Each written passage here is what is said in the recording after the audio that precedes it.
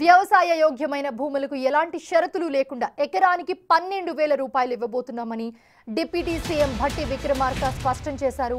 రాష్ట్రంలోని భూమి లేని నిరుపేద వ్యవసాయ కూలి కుటుంబాలకు ఇందిరమ్మ ఆత్మీయ భరోసా పథకం ద్వారా ఏడాదికి 12,000 ఇస్తామని కూడా భట్టి విక్రమార్క తెలిపారు.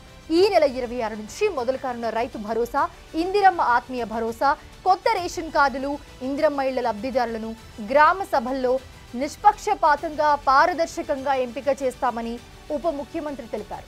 ఖమ్మం జిల్లా ఎర్రుపాలెం మండలంలో పర్యటించిన సందర్భంగా భట్టి ఈ వ్యాఖ్యలు చేశారు.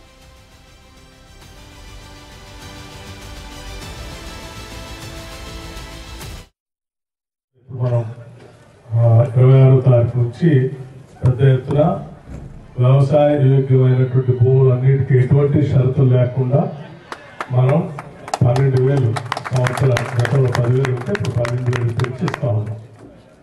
అట్లాగే భూమి లేని వ్యవసాయ కూలీల కుటుంబాలు కనీసం 20 రోజులు ఈజీఎస్లో పనిచేస్తున్నటువంటి వాళ్ళందరికీ సంవత్సరానికి 12,000 రూపాయలు ఇచ్చే కార్యక్రమం కూడా చేపట్టాం.